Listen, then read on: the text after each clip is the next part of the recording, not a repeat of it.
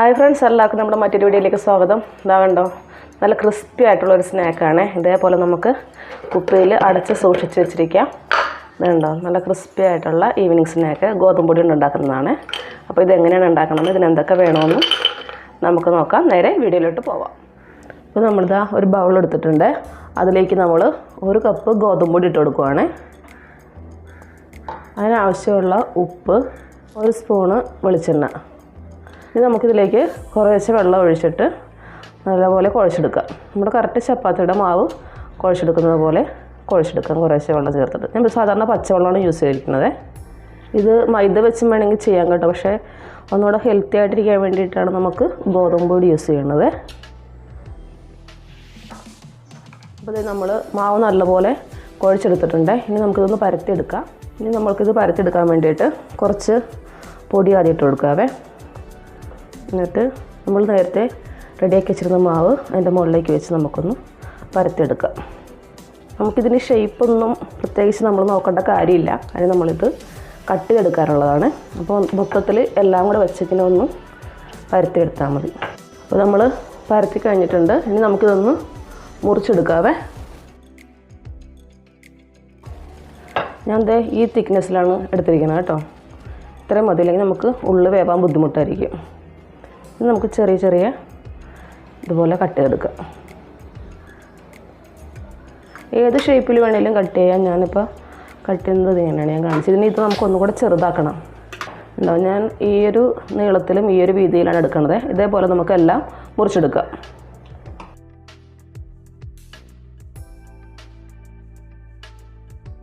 അങ്ങനെ നമ്മളിതാ എല്ലാം കട്ട് ചെയ്തെടുത്തിട്ട് നമുക്ക് 1 കപ്പ് ഗോതമ്പ് പൊടി ഇത്രയും പീസ് കിട്ടിയിട്ടുണ്ട്. ഇനി നമുക്ക് അടുത്ത സ്റ്റെപ്പിൽ 1/4 കിലോ ശർക്കര എടുത്തിട്ടുണ്ട്. ഇത് നമുക്ക് പാനിയാക്കി എടുക്കാൻ വേണ്ടിയിട്ടാണ്. അതിലേക്ക് ഇതാ ഒരു 3/4 കപ്പ് വെള്ളം കൂടെ ഒഴിച്ചിട്ട് ഞാൻ ഇപ്പുറത്തെ അടുപ്പിൽ പാനിയാക്കാൻ വേണ്ടിയിട്ട് വെക്കണ്ടേ. ഇത് അവിടെ നിന്ന് തിളച്ചോട്ടെ. ഇവിടെ ഞാൻ വേറൊരു പാൻ വെച്ചിട്ടുണ്ട്. അത് നമുക്ക് ഓണാക്കിയിട്ട് ഓയിൽ ഒഴിച്ച് കൊടുക്കാവേ. അത് ഒന്ന് വറുത്തെടുക്കണം, അതിനാവശ്യമുള്ള ഓയിലാണ്. എണ്ണ നല്ലപോലെ തിളച്ചിട്ടുണ്ട് കേട്ടോ. ഞാൻ തീ ഒന്ന് മീഡിയത്തിലോട്ട് മാറ്റുവാണേ. ഹൈ ഫ്ലെയിമിലാണ് ഇത്ര നേരം ഇരുന്നത്. ഇനിയിപ്പോൾ നമ്മൾ മീഡിയത്തിലോട്ട് മാറ്റിയിട്ടുണ്ട്. ഇനി നമ്മൾ നേരത്തെ റെഡിയാക്കി വെച്ചിരുന്ന ഓരോ പീസും നമുക്ക് എണ്ണയിലേക്ക് ഇട്ട് കൊടുക്കാം.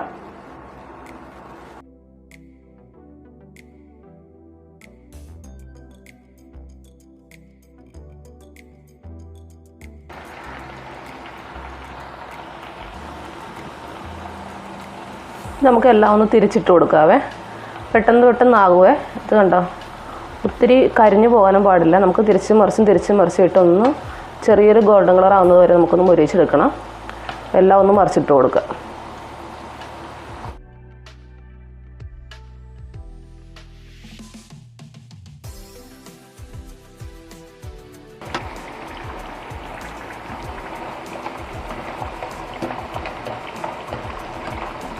ഇതാ എല്ലാം നല്ല ബ്രൗൺ കളറായിട്ട് എല്ലാം നല്ലതുപോലെ മൊരിഞ്ഞ് വന്നിട്ടുണ്ട് കേട്ടോ. നമുക്കതൊരു കോരിയൊരു പ്ലേറ്റിലോട്ട് മാറ്റാം.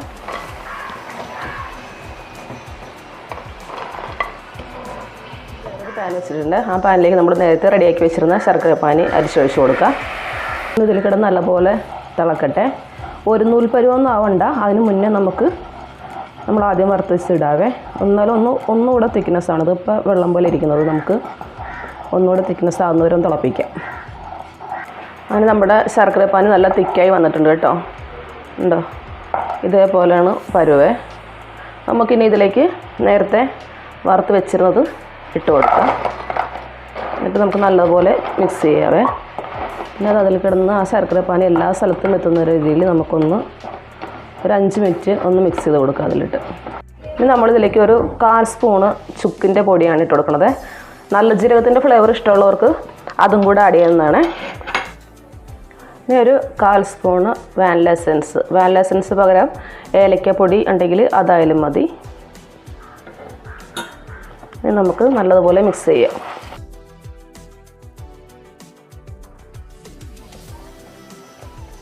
ഞാൻ എന്താ ഒരു പ്ലേറ്റിലോട്ട് മാറ്റുവാണ് കേട്ടോ. ഇങ്ങനെ ഓരോന്നോരോന്നെടുത്ത് മാറ്റി വെക്കുവാണേ. അങ്ങനെ നമ്മുടെ പലഹാരം റെഡിയാക്കി കഴിഞ്ഞിട്ടുണ്ട് കേട്ടോ. നല്ല ക്രിസ്പിയാണ്, നല്ല സ്വീറ്റുമാണ്. ഇതുണ്ടായി കഴിഞ്ഞാൽ നമുക്ക് 1 മാസം വരെയൊക്കെ നമുക്ക് കേടുകൂടാതെ സൂക്ഷിച്ച് വെക്കാൻ പറ്റും. നമുക്ക് 1 കപ്പ് ഗോതമ്പ് പൊടിയിൽ നിന്ന് ഇത്രയാണ് കിട്ടിയിരിക്കുന്നത്. അപ്പോൾ എല്ലാവരും ഒന്ന് ട്രൈ ചെയ്ത് നോക്കുക. അടുത്ത വീഡിയോയിൽ നമുക്ക് വീണ്ടും കാണാം.